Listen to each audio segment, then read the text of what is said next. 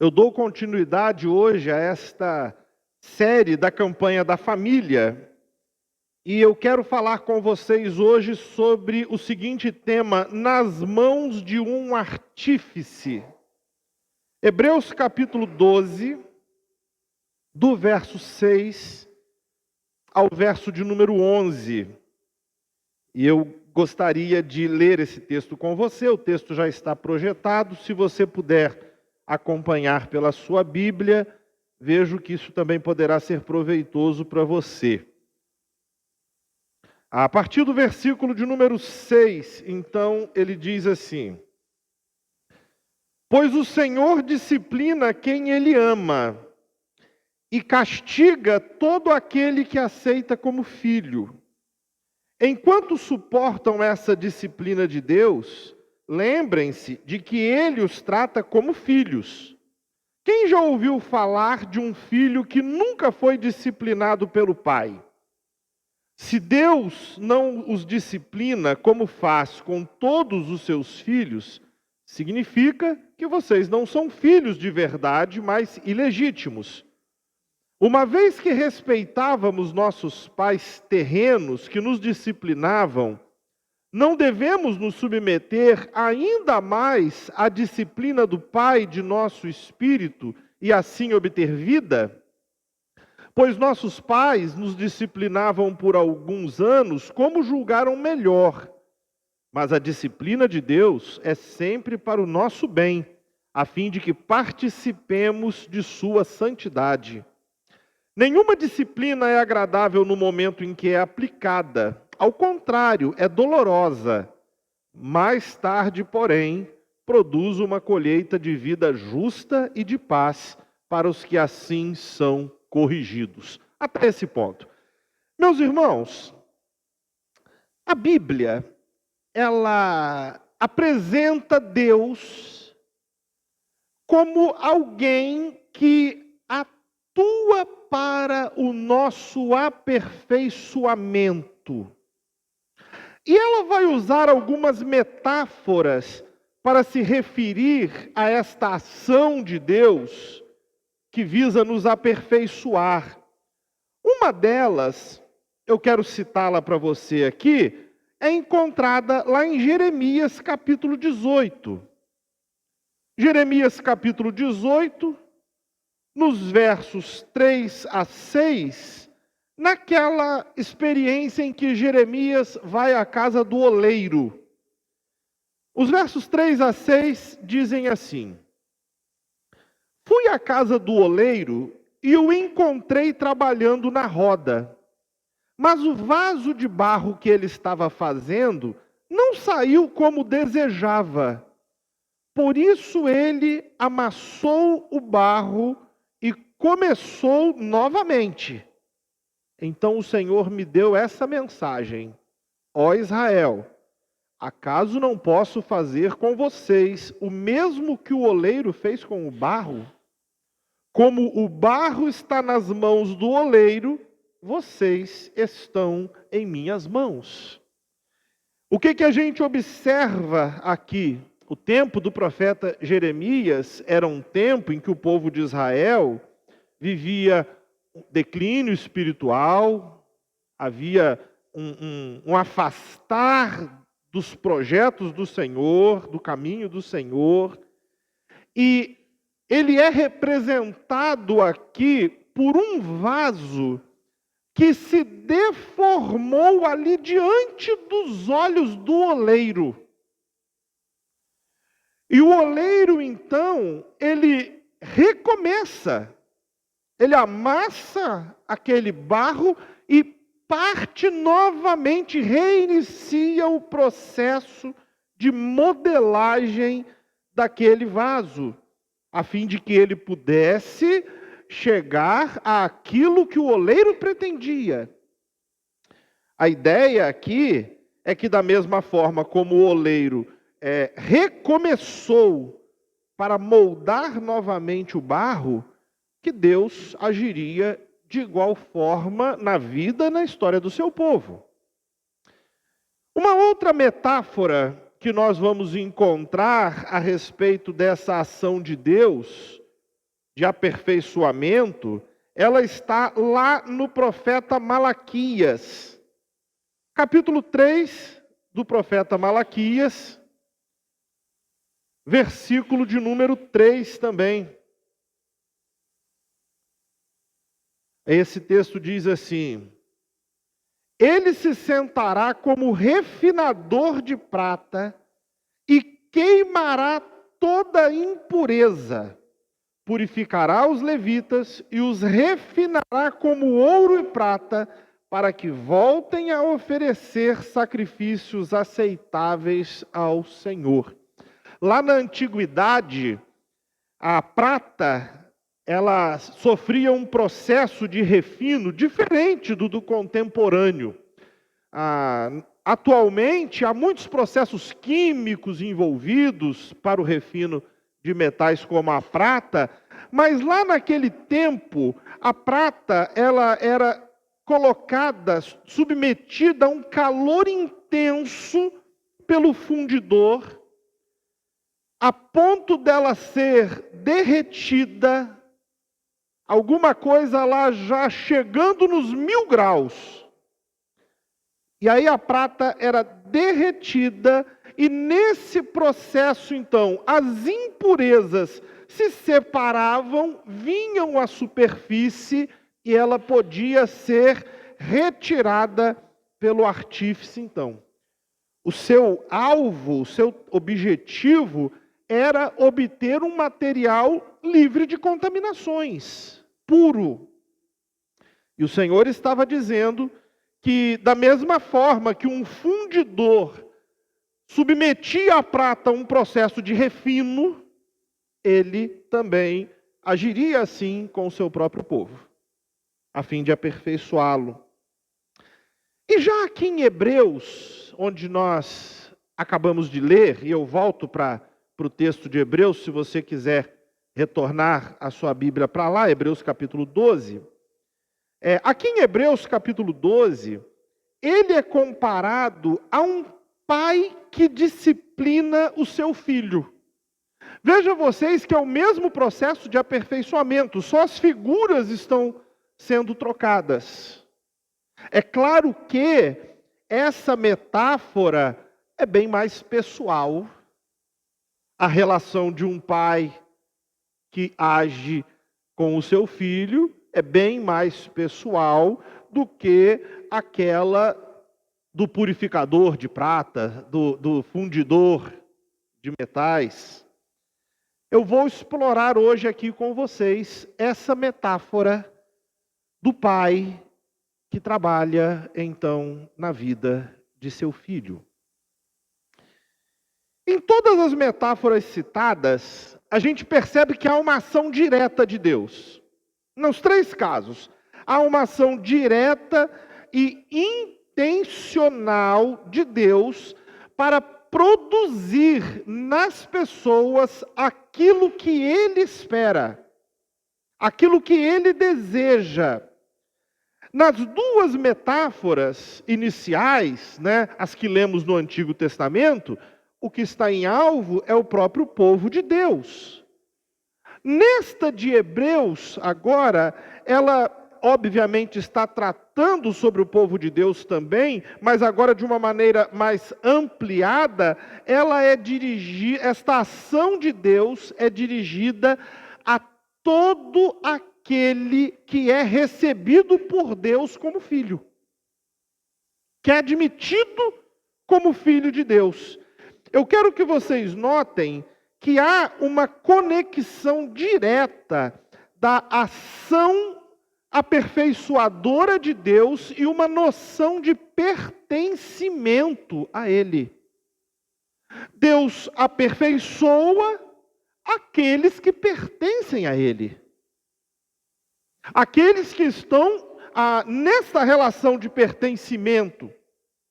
No Antigo Testamento, então, ele esteve trabalhando para a purificação do seu povo.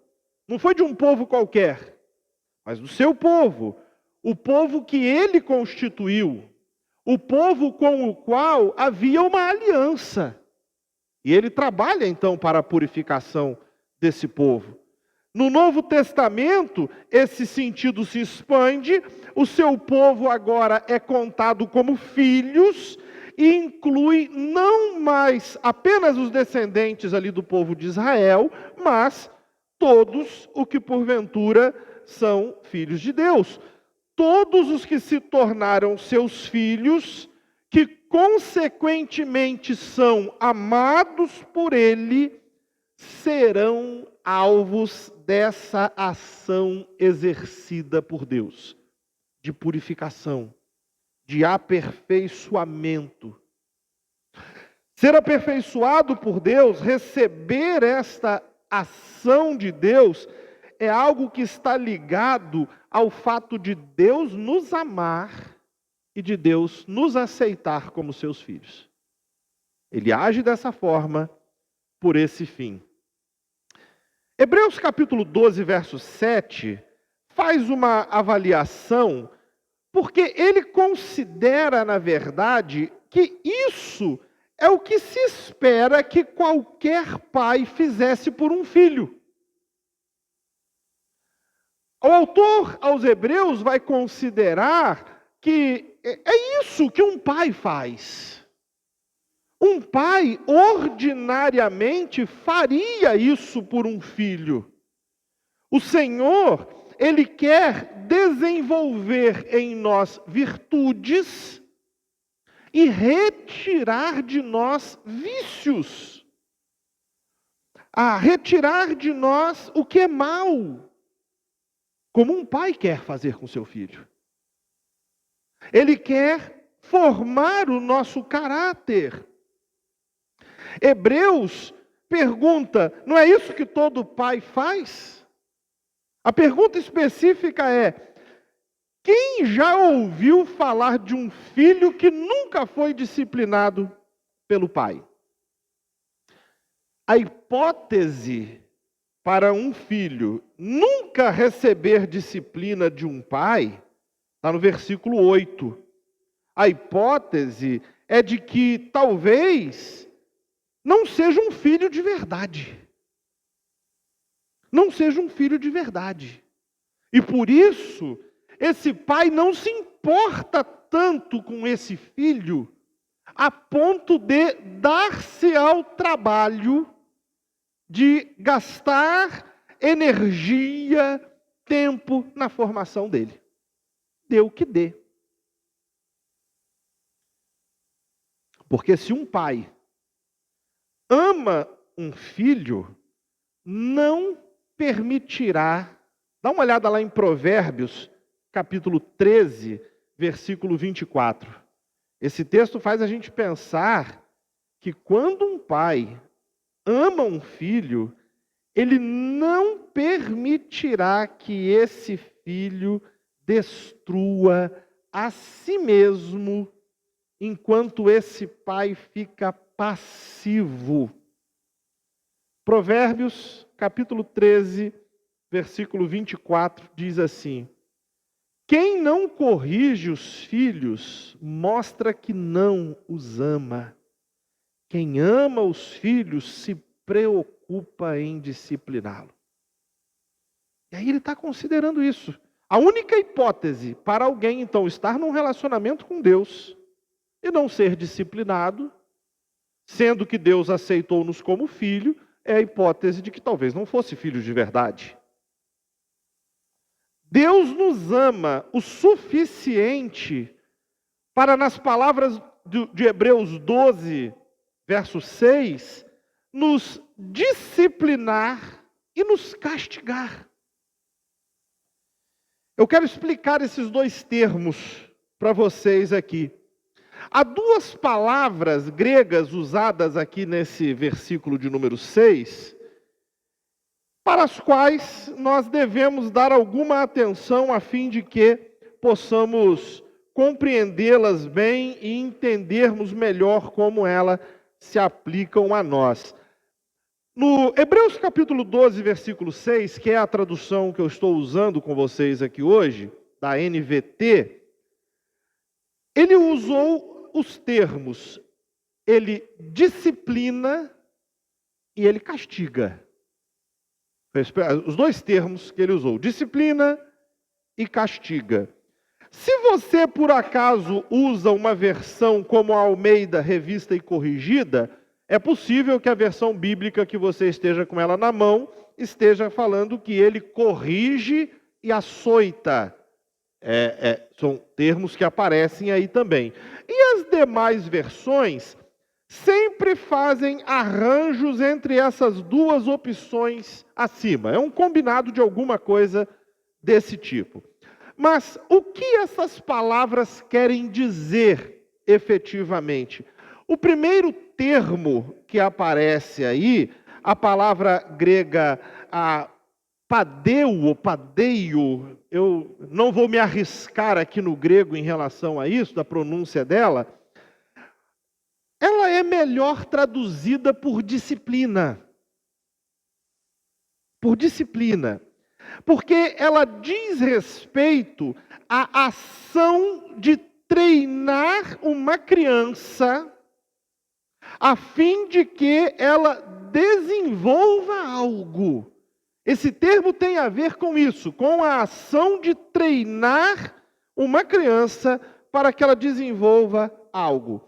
É, por exemplo, a mesma palavra que nós encontramos lá em Atos 7, capítulo 22, quando está se referindo a Moisés e dizendo que Moisés ele recebeu uma formação no Egito.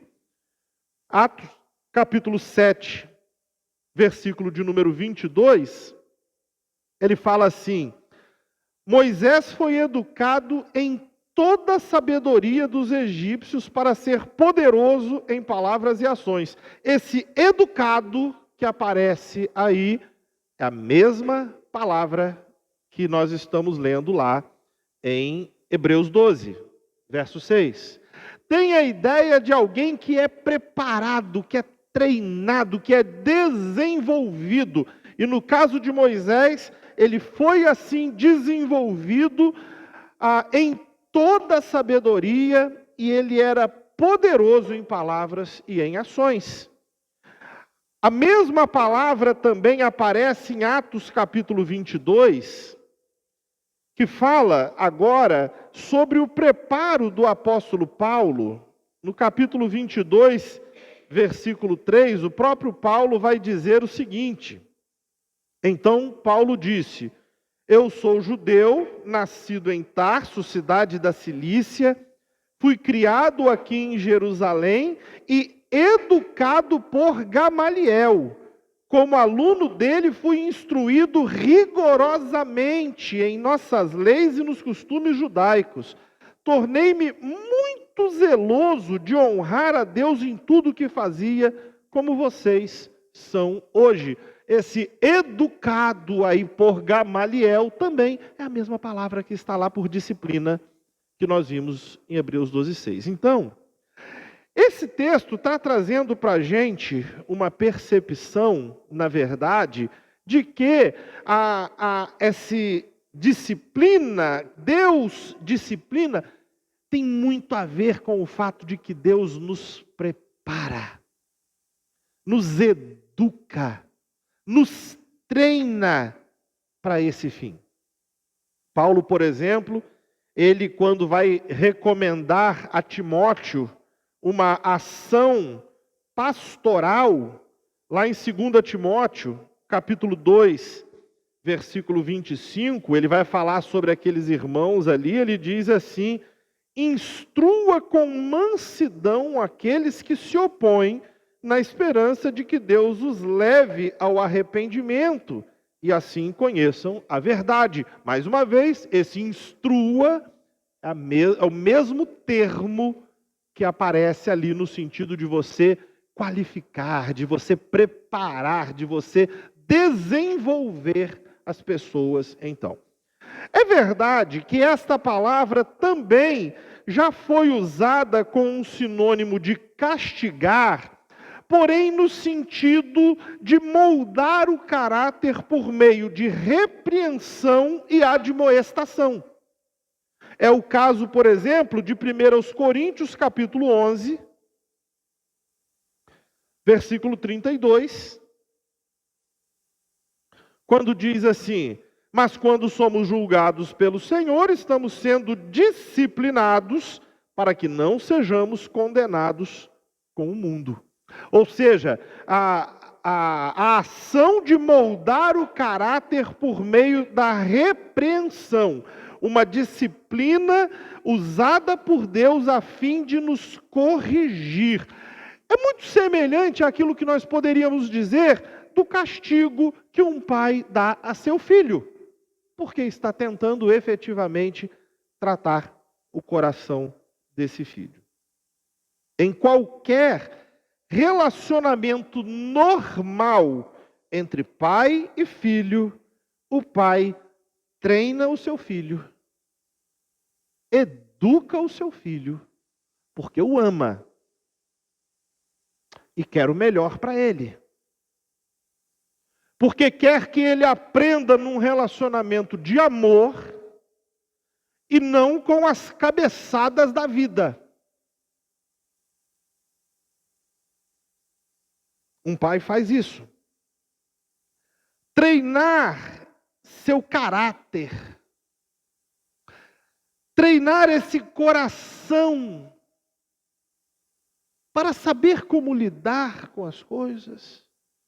Treinar seu comportamento, seus modos, suas habilidades físicas e intelectuais. Um pai assim o faz em seu filho, com seu filho.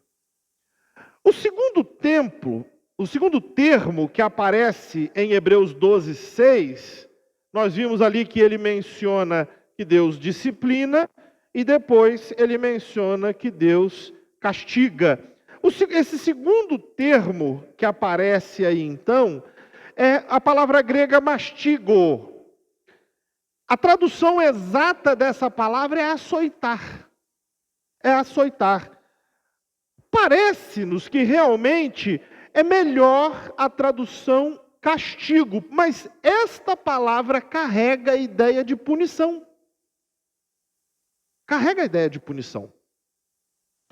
Nós estávamos aqui debatendo na nossa escola bíblica o como que Deus usa em relação a isso, porque os amigos de Jó, por exemplo, pensaram, ele está sendo punido.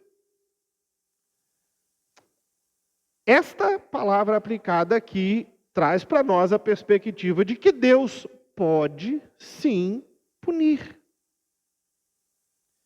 Engana-se quem pensa que Deus não castiga. Olha Deuteronômio, capítulo 8,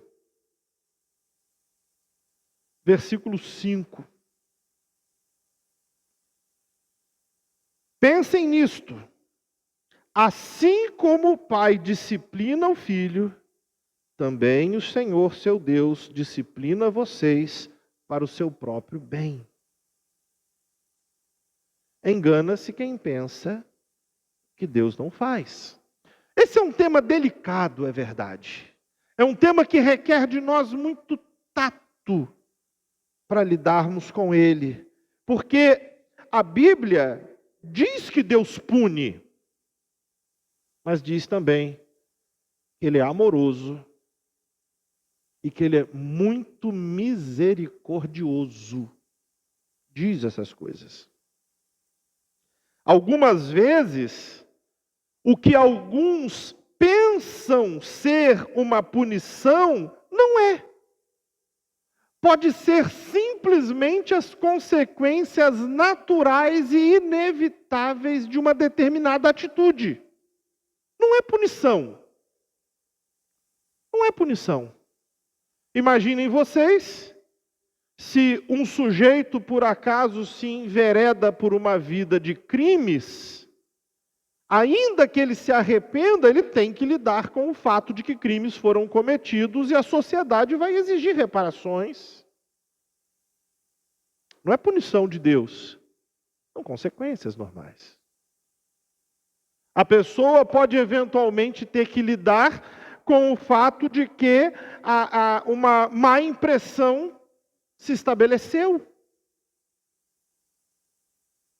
Não é castigo, não é punição, são consequências. Mas, de fato, Deus também usa a punição como forma de levar alguém ao arrependimento e à mudança. Deus também o faz. O que eu quero que vocês percebam é que esse processo educativo, esse processo formativo do Senhor inclui tanto o treinamento quanto a punição. Inclui essas duas coisas. Aonde o Senhor quer chegar com isso? A gente está falando aqui sobre Deus fazer porque Ele quer produzir os resultados que Ele espera, que Ele almeja. Mas aonde o Senhor quer nos levar? Quais resultados esse artífice quer obter com o trabalho dele em nossa vida? Ele tem um alvo bem específico, que é para o nosso bem. Se você olhar para Hebreus 12, versículo de número 10, ele vai falar claramente a esse respeito aí. Veja Hebreus capítulo 12, versículo 10. Ele menciona assim: pois nossos pais nos disciplinavam por alguns anos como julgaram melhor. Mas a disciplina de Deus é sempre para o nosso bem, a fim de que participemos de sua santidade. O alvo do Senhor é que nós participemos de sua santidade. O objetivo do Senhor nunca será a punição pela punição. Nunca será. Assim como o objetivo do oleiro em amassar um vaso de barro que já estava nas suas fases finais e fazê-lo voltar ao momento inicial, não é porque ele tem algum tipo de bronca do barro. Não é que ele tenha prazer em desmanchar o barro. Ele quer obter algo bom. Ele quer que esse artefato possa de fato atingir aqueles objetivos que ele teve para ele.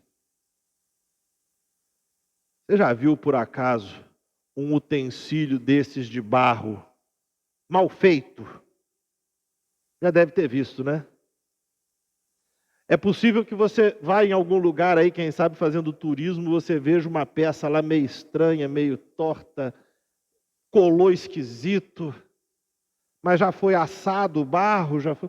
E talvez o camarada até fala assim, ó, essa daqui a gente vende por um precinho qualquer, se você quiser levar, mas não tem valor real.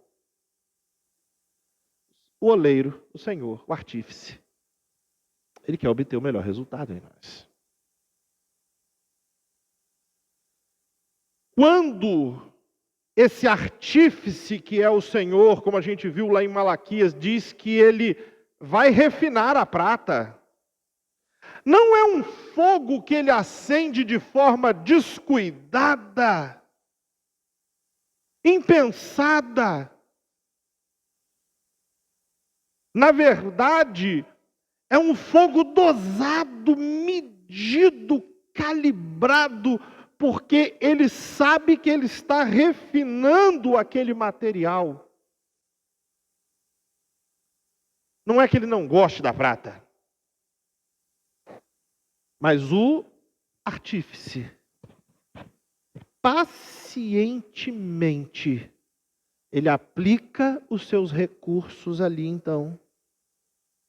Ele se dedica àquilo, porque ele quer, o Senhor, nos levar a uma vida bela e pura.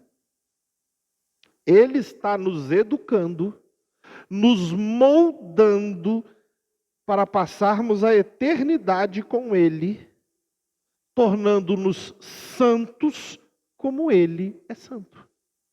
Esse é o trabalho do artífice. A disciplina capítulo 12, verso 11, a disciplina pode ser percebida como dolorosa. De fato, ninguém gosta da disciplina, mas ela produzirá resultados maravilhosos. O processo é rechaçado muitas vezes. O vaso de barro, ao ser desmanchado, talvez dissesse: tem que fazer tudo de novo? Eu estou cansado. Se queixasse daquilo sem perceber que aquilo era para o seu próprio bem.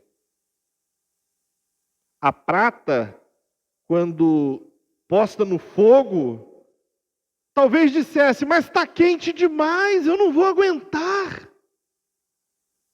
Porque a disciplina não parece boa. Mas quando o artífice conclui o seu trabalho, que ele apresenta agora o seu vaso perfeitamente modelado, ou quando o fundidor agora vai vender aquela prata e alguém experimentado pode atestar o quanto ela é pura, poderá dizer: bravo, que serviço impecável, que peça magnífica foi produzida. Esse texto diz que os resultados para quem passa pelo processo é uma colheita de vida justa e de paz. É isso que o artífice está querendo produzir. Deus, então, é esse pai, esse artífice que está nos treinando, nos moldando com muito amor e zelo. E zelo. Conseguiram perceber o como que Deus trabalha na vida daqueles que Ele recebe como filhos? Eu quero mostrar para vocês algumas implicações que isso tem. E eu quero pensar nisso porque eu tenho certeza que em relação às aplicações pessoais vocês já puderam observar e entender o como Deus talvez esteja trabalhando com você, ou já trabalhou em algum momento, e talvez isso já tenha servido para orientar o seu coração sobre esse processo. Mas eu quero que vocês percebam que há algumas implicações para o exercício da nossa paternidade também. A maneira como Deus faz isso torna-se, na verdade, um paradigma para os pais e mães crentes.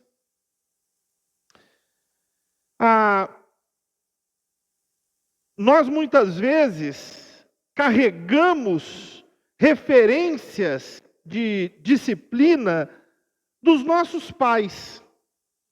Mas os nossos pais não são as melhores referências para nós acerca de disciplina. É possível que eles até tenham errado muito.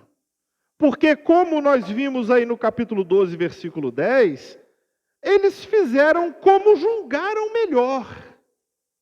Aquilo que lhes parecia bom. O que eles julgavam que era bom, mas não necessariamente acertaram. As nossas referências de disciplina, de processo de educação dos nossos filhos também, não tem uma fonte muito segura nos teóricos, nos gurus, que por conta de uma cegueira espiritual, não reconhecem os propósitos do Deus Santo que nos criou. Na verdade, a paternidade entre o povo de Deus deve ter como objetivo aqueles que são os objetivos do próprio Senhor. Nós deveríamos pensar em relação à criação de filhos como o Senhor olha para aqueles que Ele recebe como filhos. São esses mesmos alvos que nós precisamos buscar. E ela deve ser exercida, assim como Deus o faz, com grande responsabilidade e com amor. Nós poderíamos repetir aquela pergunta que foi feita lá no versículo 7, quando ele considera assim: quem já ouviu falar de um filho que nunca foi disciplinado pelo pai? Você já? Eu já. Já sim. Há muitos pais que não compreenderam que são os artífices na vida de seus filhos. Olha comigo lá Provérbios 29. Provérbios 29, versículo de número 15. Ele fala assim: a criança que é corrigida se torna sábia, mas o filho indisciplinado envergonha sua mãe. Há pais que não perceberam ainda que está nas mãos deles serem artífices na vida dos seus filhos. E permitem, então, que os seus filhos vivam a esmo.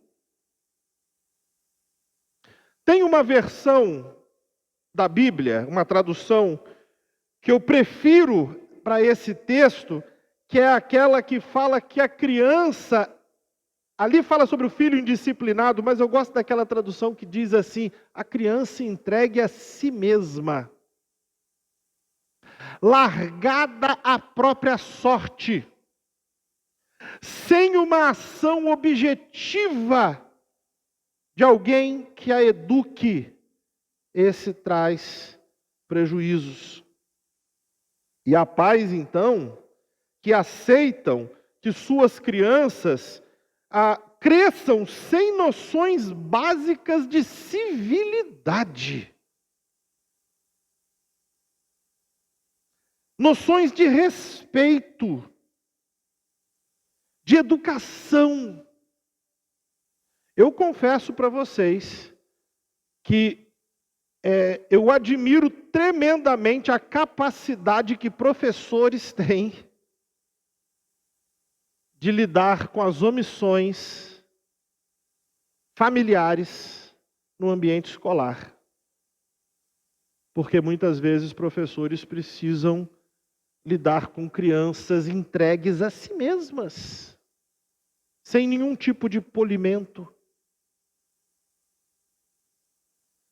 Confundiram educação positiva com educação permissiva. E deixaram então de trabalhar na vida dos seus filhos. Esse versículo traz uma perspectiva muito interessante. A criança corrigida se torna sábia. Mas o artífice, que é o pai e é a mãe, tem que sentar na roda de vez em quando e falar: pera aí, não está bom ainda. Amassa esse barro, vamos outra vez. Algumas vezes ele vai ter que acender a forja, soprar um calor ali, produzir um calor, derreter a prata outra vez, porque a impureza tem que sair. A impureza tem que sair.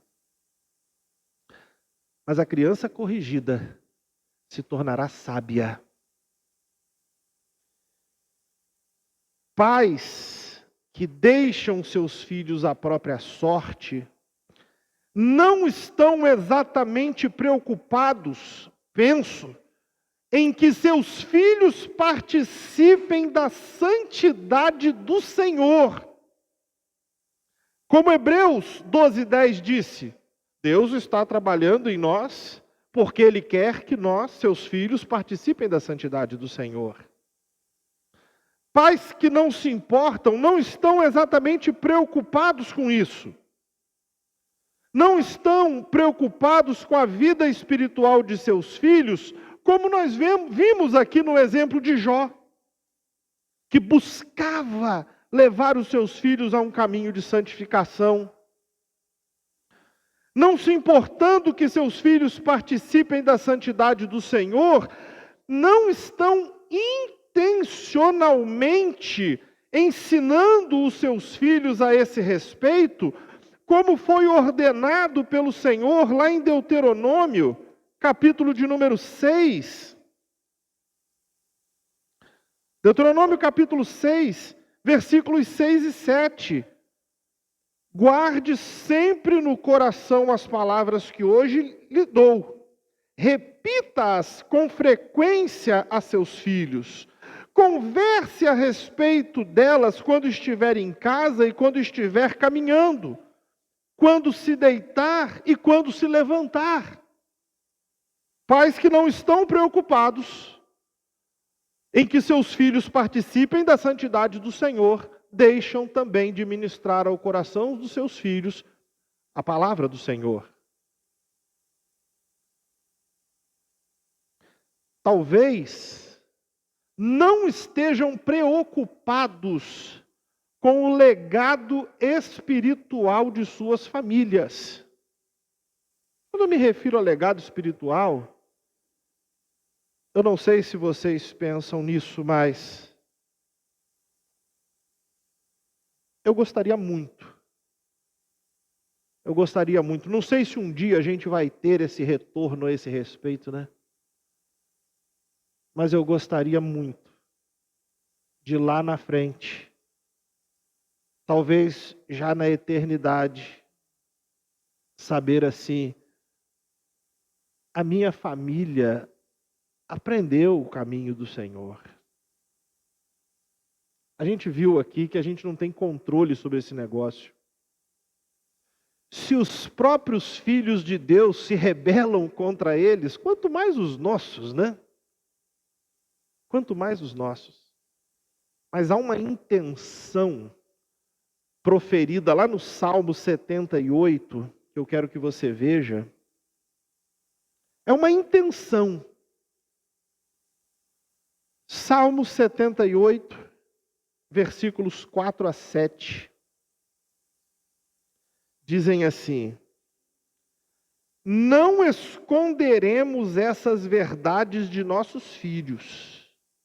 Contaremos à geração seguinte os feitos gloriosos do Senhor, seu poder e suas maravilhas, pois Ele estabeleceu os seus preceitos a Jacó, deu sua lei a Israel, ordenou a nossos antepassados que a ensinassem a seus filhos, para que a geração seguinte, os filhos ainda por nascer, a conhecesse.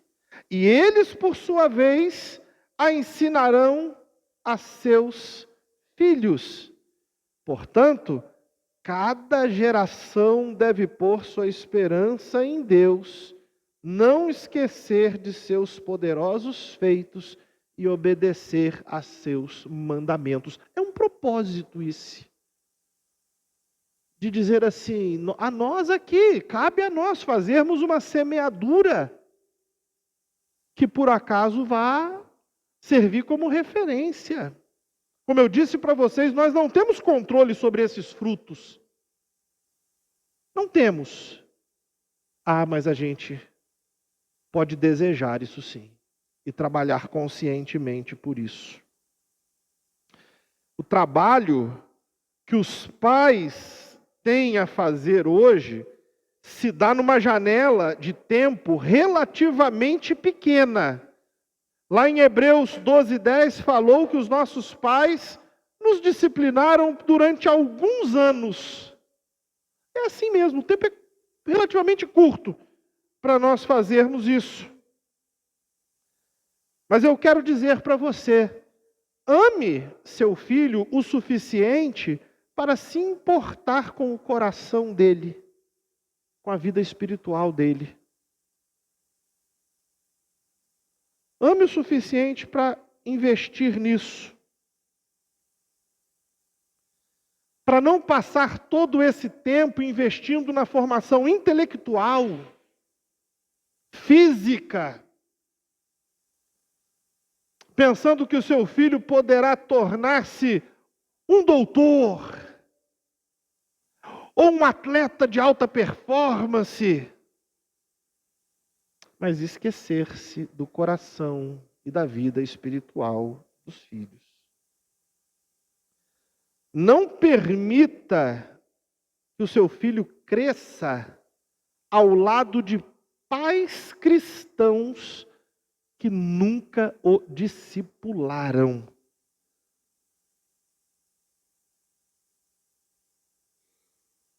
Não deixe que o seu filho pequeno seja moldado por telas.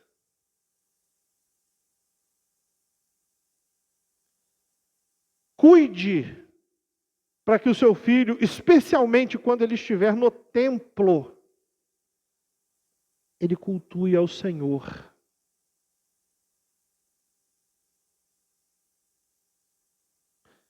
Sejam